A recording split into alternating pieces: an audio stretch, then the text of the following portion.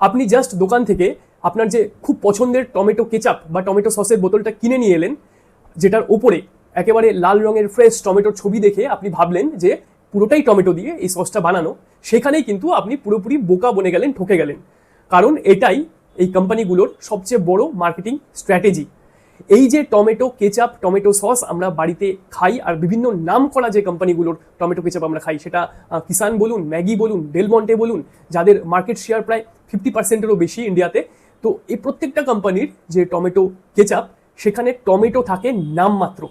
মানে এতটাই কম পরিমাণে টমেটো দিয়ে সেই টমেটো সসটা বানানো হচ্ছে, যেটা হয়তো আজ অবধি আপনারা জানতেন না, জানলে অবাক হয়ে যাবেন। টমেটো কেচাপের মধ্যে টমেটো পেস্ট, সুগার আর সল্ট, এই তিনটে জিনিসের মিশ্রণ নিয়ে তৈরি হয় টোটাল সলিউবল সলিড।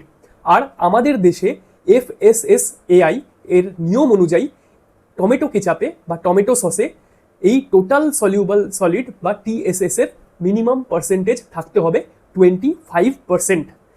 তো যেহেতু 25% যদি কেউ এই টমেটো পেস্ট, সুগার আর সল্ট এই তিনটের মিশ্রণকে কেচাপের মধ্যে দিয়ে দেয়, তাহলেই তার যে রিকোয়ারমেন্ট সেটা পূরণ হয়ে যাচ্ছে। তাই এই কোম্পানিগুলো নিজেদের ম্যাক্সিমাম প্রফিট রাখার জন্য একেবারে যেটা বেয়ার মিনিমাম, মানে 25% রিকোয়ারমেন্ট থেকে ম্যাক্সিমাম 27-28% এর মধ্যেই এই যে মিশ্রণ সেটাকে রাখে। আর বাকি যে 75% যে সাবস্ট্যান্স, সেটা কিন্তু সম্পূর্ণ অন্য জিনিস থাকে।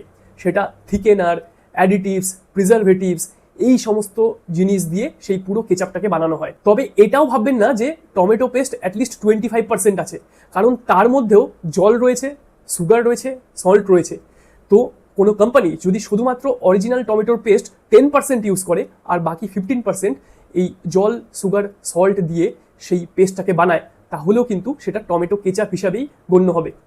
তো ভাবুন যে আমরা যেই টমেটো কেচাপ খাচ্ছি, যেটাকে আমরা ভাবি যে অরিজিনাল পুরোটাই টমেটো দিয়ে বানানো, সেটা কিন্তু আদতেও পুরোটা টমেটো দিয়ে বানানো না। তাই এই কেচাপের বটল পারচেস করার সময় বটলের সামনে যে বিভিন্ন অ্যাট্রাকটিভ ছবি আর বড় বড় লেখা দিয়ে যে মার্কেটিং গিমিক এরা তৈরি করার চেষ্টা করে, সেগুলোর দিকে নজর দেবেন না।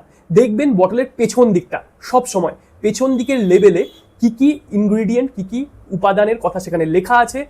আর সেখানে যদি টমেটো পেস্ট সবার আগে না লেখা থাকে, তার জায়গায় যদি ওয়াটার লেখা থাকে, তাহলে বুঝবেন সেই 25%-এর মধ্যেও টমেটো পেস্ট আরও কম পরিমাণে রয়েছে।